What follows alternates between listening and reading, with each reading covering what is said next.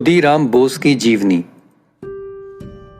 खुदीराम बोस अपने जीवन को जोखिम में डालकर मरते दम तक इस अभियान के लिए लड़ते रहे। एक क्रांतिकारी होने के साथ साथ उनमें कई सारे राजनैतिक गुण भी थे। खुदीराम बोस जीवन भर समाज सेवा करते रहे और अंततः एक महान क्रांतिकारी आजादी की लड़ाई में कम उम्र में ही मारा गया। उस समय भारत दुनिया की आजादी के लिए संघर्ष करने वाला सबसे बड़ा देश बन गया था। खुदीराम बोस इतिहास में हमेशा एक अग्नि पुरुष के नाम से जाने जाते हैं। पूरा नाम खुदीराम त्रिलोकनाथ बोस। जन्म 3 दिसंबर 1889। जन्म स्थान हबीबपुर, जिला मिदनापुर। पिता श्री त्रिलोकनाथ बोस, माता लक्ष्मी प्रिया देवी। खुदीराम बोस की जीवनी। खुदीराम बोस का जन्म बंगाल के मिदनापुर जिले के तामलुक शहर के हबीबपुर जैसे छोटे गांव में 3 दिसंबर 1889 को त्रिलोकनाथ बोस और लक्ष्मी प्रिया देवी के परिवार में हुआ। खुदीराम बोस बंगाल के एक युवा राजनेता थे। केवल एक राजनेता ही नहीं, बल्कि वे ब्रिटिश कानून के खिलाफ लड़ने वाले मुख्य क्रांतिकारी थे। खुदीराम बोस आजादी के समय सबसे शक्तिशाली और युवा क्रांतिकारी रह चुके थे। खुदीराम बोस भारत को स्वतंत्र राष्ट्र बनाने के अपने इस अभियान से कभी पीछे नहीं मुड़े। उन्होंने इस समय बहुत से युवकों को भी अपने इस आजादी के अभियान में शामिल किया था। खुदीराम बोस उस समय युवकों के प्रेरणा स्रोत थे। कहा जाता है कि इतिहास में ब्रिटिश अधिकारी इस महान क्रांतिकारी खुदीराम बोस के पास जाने से भी डरते थे। 20वीं सदी के शुरुआत में ही शहीद होने वाले क्रांतिकारियों में खुदीराम बोस पहले थे। क्रांति के रास्ते में प्रेरणा। जन्म से ही खुदीराम बोस में क्रांतिकारी के गुण दिखने लगे थे। जन्म से ही खुदीराम बोस को जोखिम भरे काम पसंद थे। जन्म से ही उनके चेहरे पर अपार साहस छलक रहा था। स्वाभाविक रूप से ही वे राजनैतिक संघ के एक महान नेता थे। 1902-1903 में ही खुदीराम बोस ने आजादी के संघर्ष में हिस्सा लेने की ठानी।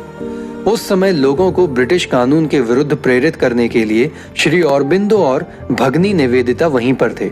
वे उस समय के सबसे छोटे क्रांतिकारी थे जिनमें कूट कूट कर ऊर्जा भरी हुई थी। उन्होंने तामलुक के एक विद्यार्थी क्रांति में भी हिस्सा लिया।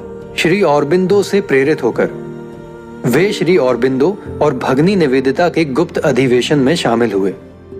कुछ समय बाद ही सन 1904 में तामलुक से खुदीराम मेदिनीपुर गए, जहां सिर्फ उन्होंने मेदिनीपुर स्कूल में ही दाखिला नहीं लिया, बल्कि शहीदों के कार्यों में भी वे शामिल हुए और क्रांतिकारियों को सहायता करने लगे। उस समय वे शहीद क्लब के एक मुख्य सदस्य बन चुके थे, जो पूरे भारत में प्रचलित था। उनकी राजनैतिक सलाह, कुशल नेतृत्व की सभी तारीफ करते थे। अपने इन्हीं गुणों की वजह से वे केवल मेदिनीपुर में ही नहीं, बल्कि पूरे भारत में प्रचलित थे। बोस अपने जीवन को समाज सेवा करने में न्यौछावर करना चाहते थे। खुदीराम बोस को भगवद गीता और अपने शिक्षक सत्येंद्र नाथ बोस से भी प्रेरणा मिलती थी। सन 1905 में ब्रिटिश सरकार को अपनी ताकत दिखाने के लिए वे एक राजनीतिक पार्टी में शामिल हुए और इसी साल वे बंगाल विभाजन में भी शामिल हुए। कुछ महीनों बाद ही मेदिनीपुर के पुलिस स्टेशन के पास ही खुदीराम ने बॉम्ब ब्लास्ट किए, लेकिन 1905 में पुलिस उन्हें नहीं पकड़ पाई। पुलिस उन्हें घटना के 3 साल बाद पकड़ने में सफल रही और पकड़ने के बाद बम ब्लास्ट में उन्हें दोषी ठहराते हुए उन्हें मृत्यु की सजा दी गई। मुजफ्फरपुर का हादसा। कलकत्ता के मजिस्ट्रेट किंग्सफोर्ड को मारने के लिए खुदीराम तथा प्रफुल्ल चाकी का चयन किया गया। खुदीराम को एक बम और पिस्तौल दी गई। प्रफुल्ल को भी एक पिस्तौल दी गई थी। बाद में ये दोनों क्रांतिकारी मुजफ्फरपुर चले गए, जहां वे नाम बदलकर रहने लगे। जानकारी के अनुसार उनका नाम हरेन सरकार और दिनेश रॉय रखा गया था। मुजफ्फरपुर में ही वे किशोरी मोहन की धर्मशाला में रहने लगे। उन्हें सिर्फ किंग्सफोर्ड को ही मारना था, इसलिए खुदीराम और प्रफुल्ल दिन के समय कोर्ट के आसपास के मासूम लोगों को नहीं मारना चाहते थे। इसलिए उन्होंने निश्चय किया कि वे किंग्सफोर्ड को तभी मारेंगे जब वो लोगों से दूर अकेला होगा। 30 अप्रैल 1908 को खुदीराम बोस और प्रफुल्ल यूरोपियन क्लब के बाहर किंग्सफोर्ड के आने का इंतजार कर रहे थे। उस समय करीब रात के 8:30 बज चुके थे। तभी खुदीराम ने अंधेरे में आग लगने वाली बग्गी पर बम फेंका और गोलियां चलाईं।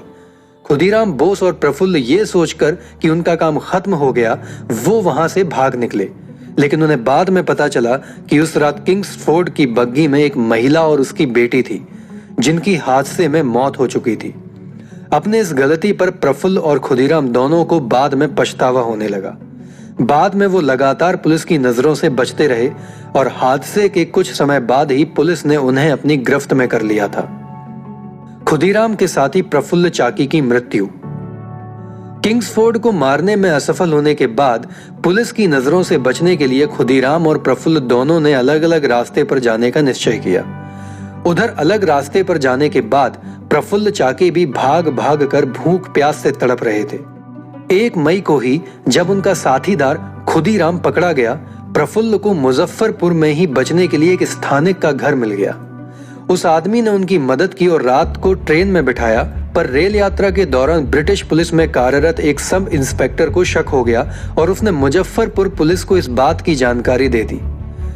जब प्रफुल्ल चाकी हावड़ा के लिए ट्रेन बदलने के लिए स्टेशन पर उतरे, तब पुलिस पहले से ही वहां मौजूद थी। अंग्रेजों के हाथों मरने के बजाय चाकी ने खुद को गोली मार ली और शहीद हो गए। खुदीराम बोस की गिरफ्तारी। ब्रिटिश अधिकारी खुदीराम बोस को पकड़ने के लिए जगह जगह तैनात किए गए थे और साथ ही ब्रिटिश सरकार ने उन पर 1000 रुपयों का इनाम रखा। ये जानते हुए भी कि पुलिस उनके पीछे पड़ी है, खुदीराम बोस ने मेदिनीपुर जाने का निर्णय किया। वहीं ओयोनी में उनका एक बीमारी इंतजार कर रही थी। ओयोनी में खुदीराम बीमार होने की वजह से 1 गिलास पानी पीने के लिए रुके। जैसे ही खुदीराम चाय की टपरी पर पानी पीने के लिए रुके, उन्हें पुलिस ने गिरफ्तार कर लिया। ये याद करने योग्य बात है कि मुजफ्फरपुर की घटना के समय खुदीराम की आयु केवल 18 साल की थी। सिर्फ 18 साल की उम्र में इतना बड़ा हादसा करना निश्चित ही एक चमत्कार के समान ही है। 1 मई 1908 को पुलिस ने उन्हें अपनी गिरफ्त में लिया। जिस समय मुजफ्फरपुर के लोग स्टेशन खड़े होकर भावुक नजरों से उस 18 साल के बच्चे को देख रहे थे, उसी समय वो साहसी बच्चा वंदे मातरम के नारे लगा रहा था। खुदीराम बोस को 2 मई 1908 को जेल की सलाखों के पीछे डाला गया था और 21 मई को सुनवाई शुरू की गई। विनोद बिहारी मजुमदार और मन्नुक ब्रिटिश सरकार के गवाह थे, जबकि उपेंद्रनाथ सेन, कालिदास बसु और क्षेत्रनाथ बंदोपाध्याय खुदीराम के बचाव में लड़ रहे थे। नरेंद्रनाथ लहरी, सतीश चंद्र चक्रवर्ती और कुल कमल भी खुदीराम के बचाव में आगे आए। 23 मई 1908 को खुदीराम ने कोर्ट में अपना पहला स्टेटमेंट दिया। अपने वकील की सलाह को मानते हुए खुदीराम ने हादसे में शामिल होने से इनकार कर दिया। उनकी सुनवाई इसी तरह धीरे धीरे चलती गई और 13 जून को अंतिम सुनवाई की गई। कहा जाता है कि उनकी सुनवाई के दिन उनका बचाव करने वालों को एक पत्र मिला था, जिसमें भविष्य में होने वाली बिहारियों और बंगालियों पर होने वाले बम ब्लास्ट के बारे में चेतावनी दी गई थी। इस पत्र के मिलते ही बचाव पक्ष और भी कमजोर हो गया था और खुदीराम को मुजफ्फरपुर के बम ब्लास्ट में दोषी पाते हुए मृत्यु की सजा सुनाई गई। खुदीराम ने न्यायाधीश के इस निर्णय को बिना कोई विरोध किए मान लिया और अपने बचाव के लिए उच्च न्यायालय में अपील करने से भी मना कर दिया। उनके वकील ने, जिन्होंने खुदीराम को अपील करने पर मजबूर किया था ताकि वो अपने मातृभूमि की सेवा कर सके। 8 जुलाई 1908 को नरेंद्र कुमार बसु, जो खुदीराम के बचाव में लड़ रहे थे, उन्होंने उच्च न्यायालय में अपील की और इस अपील के साथ ही खुदीराम पूरे भारत में एक महान क्रांतिकारी बन गए थे, जिनके बचाव में पूरा देश आ चुका था। 13 जुलाई को मुजफ्फरपुर में हुई घटना पर पुनः सुनवाई की गई और उच्च न्यायालय ने इस समय नरेंद्र कुमार बसु की बातों को सुनते हुए खुदीराम बोस को जीवन दान दिया। लेकिन ब्रिटिश सरकार ने पहले से ही तय कर रखा था कि वो किसी भी हालत में खुदीराम को मृत्यु की सजा ही देंगे। इतने बड़े हादसे का ये मुकदमा केवल 5 दिन चला। जून 1908 को उन्हें अदालत में पेश किया गया और 13 जून को उन्हें मृत्यु की सजा सुनाई गई। इतना संगीन मुकदमा और सिर्फ 5 दिन में समाप्त, ये बात न्याय के इतिहास में एक मजाक बनी रहेगी। 11 अगस्त 1908 को इस वीर क्रांतिकारी को फांसी पर चढ़ा दिया गया।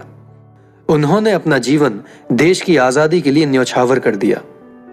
जब खुदीराम बोस शहीद हुए थे तब उनकी आयु 19 वर्ष थी। शहादत के बाद खुदीराम पूरे भारत में प्रसिद्ध हो गए थे। इनकी शहादत से समूचे देश में देशभक्ति की लहर उमड़ पड़ी थी। इसके साहसिक योगदान को अमर करने के लिए कई देशभक्ति गीत रचे गए और इनका बलिदान लोक गीतों के रूप में मुखरित हुआ। खुदीराम मरकर भी अमर हुए और उन्होंने दूसरों को भी इसी तरह अमर होने की प्रेरणा दी। थोड़े ही समय में हजारों स्त्री पुरुषों ने खुदीराम के मार्ग पर चलते हुए भारत में अंग्रेजों की सत्ता नष्ट कर दी, जहां बाद में अंग्रेजों को भारत छोड़ना ही पड़ा। एक नजर में खुदीराम बोस का इतिहास। 1889 खुदीराम का जन्म 3 दिसंबर को हुआ। 1904 वो तामलुक से मेदिनीपुर चले गए और क्रांतिकारी अभियान में हिस्सा लिया। 1905 वो राजनीतिक पार्टी जुगांतर में शामिल हुए।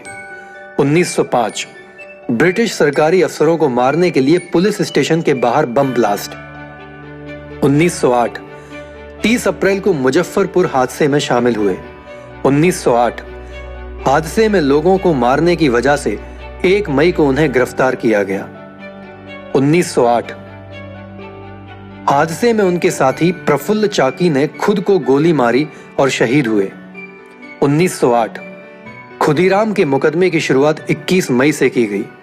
1908 23 मई को खुदीराम ने कोर्ट में अपना पहला स्टेटमेंट दिया।